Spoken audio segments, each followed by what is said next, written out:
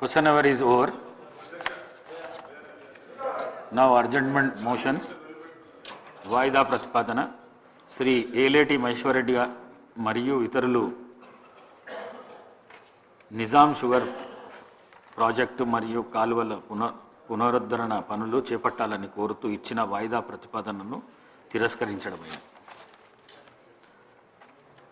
శ్రీ కూనమనేని సాంబశివరావు గారు అంగన్వాడీ టీచర్లు, ఆయాలు, మధ్యాహ్న భోజన కార్మికులు మరియు ఆశా వర్కర్లు ఎదుర్కొంటున్న సమస్యలపై కోరుతూ ఇచ్చిన వాయిదా ప్రతిపాదనను తిరస్కరించడమైనది. Now government bills.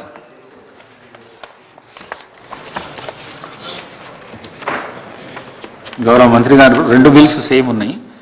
నేను రెండు ఒకటేసారి చదువుతా, మీరు కూడా రెండు ఒకటేసారి దానికి చేయండి. I request the Minister for Panchayat Raj to move the motion for taking into consideration of the Telangana Panchayat Raj Bill, Amendment Bill 2026. Minister garu. Inkoti chaduvutanu. 1 minute. Rendu okati saru. I request the Minister for Panchayat Raj to move the motion for taking into consideration the Telangana Panchayat Raj Second Amendment Bill 2026. Honorable Speaker, sir, I beg to move for taking into consideration of the Telangana Panchayat Raj Amendment Bill 2026. Honorable Speaker, sir, I beg to move for the taking into consideration of the Telangana Panchayat Raj Second Amendment Bill 2026. Motion moved. Now discussion on those two bills. Minister garu. అధ్యక్ష,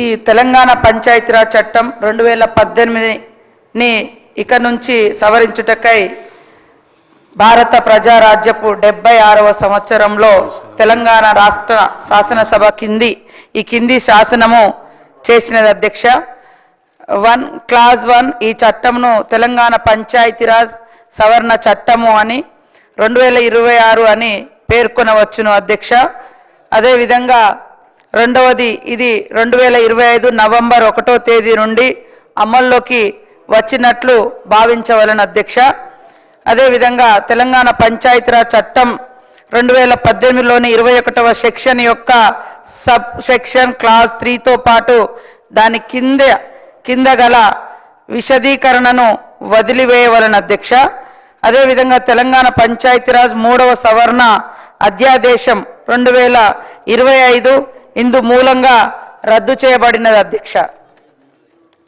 ఉద్దేశాలకు సంబంధించి కారణాలు ఈ సందర్భంగా తెలంగాణ రాష్ట్రంలో గ్రామ పంచాయతీలు, మండల పరిషత్తులను మరియు జిల్లా ప్రజా పరిషత్తులను ఏర్పాటు చేయుటకు మరియు దానికి సంబంధించిన లేక వాటికి అనుబంధమైన విషయములను పొందుపరచుటకు తెలంగాణ పంచాయతీరాజ్ చట్టం 2018లోని 5వ చట్టం చేయబడినది. పైన చెప్పిన చట్ట ప్రయోజనముల కొరకు ఈ చట్టంలోని 8వ షెడ్యూల్ గ్రామాల జాబితాను కలిగి ఉన్నది. అధ్యక్ష, 1990లలో సంభవించిన జనాభా విస్ఫోటనం వలన ఆహార భద్రతకు ముప్పు వాటిల్లడమే కాకుండా పోషకాహార లోపము, నిరుద్యోగము, వ్యాధులు, అదేవిధంగా తగ్గిన ఉత్పాదకత మరియు ప్రతికూల సామాజిక ఆర్థిక ఫలితాలతో సహా పేదరికంకు సంబంధించినటువంటి సమస్యలు ఈ జనాభా పెరుగుదలతో ముడిపడి ఉన్నాయి. అధ్యక్ష, దీనికి అధిగమించుటకు గాను 1994 మే 30వ తేదీన మరి అమల్లోకి వచ్చినటువంటి తెలంగాణ పంచాయతీరాజ్ చట్టము 1994 యొక్క 21వ సెక్షన్లోని సబ్ సెక్షన్ 3 కింద 2 పిల్లల పరిమితిని జనాభాను నియంత్రించే చర్యగా అమలులోకి తీసుకొచ్చింది. అధ్యక్ష, 2 సంతానం ఉండడం వలన ఇద్దరు సంతానం ఉండాలనే నియమాన్ని అమలు చేసిన 30 సంవత్సరాల తర్వాత ప్రభుత్వము జనాభా విధానాన్ని సమీక్షించి తెలంగాణలోని గ్రామీణ ప్రాంతాలలో సంతానోత్పత్తి రేటు 1.7 చొప్పున సంతానము కలిగి ఉన్నది. అధ్యక్ష, ఇది సంతానోత్పత్తి భర్తీ చేయగల స్థాయి కంటే తక్కువగా ఉన్నది. అధ్యక్ష, ఈ తగ్గుదలకు కుటుంబ నియంత్రణపై పెరిగిన అవగాహన, మెరుగైన ఆరోగ్య సంరక్షణ, ప్రత్యేకించి మహిళల్లో పెరిగినటువంటి అక్షరాస్యత మరియు పెరిగిన ఆర్థిక స్థిరత్వము వంటి అనేక కారణాలను చూడవచ్చు అధ్యక్ష. మొత్తం సంతానోత్పత్తి రేటు 1.7 స్థాయిలో కొనసాగించడానికి అనుమతిచ్చినట్లయితే భవిష్యత్తులో ఇది తెలంగాణ రాష్ట్ర జనాభా ప్రయోజనాలకు ప్రతికూలంగా మారుతున్నది అధ్యక్ష. రాష్ట్రంలోని తర్వాతి తరాల దీర్ఘకాల భవిష్యత్తును దృష్టిలో పెట్టుకొని మరి ఈ యొక్క ప్రాముఖ్యతను పరిగణలోకి తీసుకొని మరి పంచాయతీరాజ్ సంస్థలకు ఎన్నికైన ప్రతినిధుల నుండి వచ్చినటువంటి అభిప్రాయాల ఆధారంగా సరైన భర్తీ రేటును 2.1 వద్ద కొనసాగించుట అవసరమని ప్రభుత్వం భావించింది అధ్యక్ష. తెలంగాణలోని గౌరవ ఉన్నత న్యాయస్థానం 2024లోని రిట్ పిటిషన్ నెంబర్ 2661లో 2025 సెప్టెంబర్ 30వ తేదీ నాటికి స్థానిక సంస్థలకు ఎన్నికల ప్రక్రియ పూర్తి చేయమని ఆదేశించింది అధ్యక్ష. తదనుగుణంగా రాష్ట్ర ఎన్నికల కమిషన్ ఎన్నికల ప్రక్రియను మొదలు పెట్టమని 2025 సెప్టెంబర్ 29వ తేదీన ఎన్నికల అధికారిక ప్రకటన జారీ చేయడం జరిగింది అధ్యక్ష.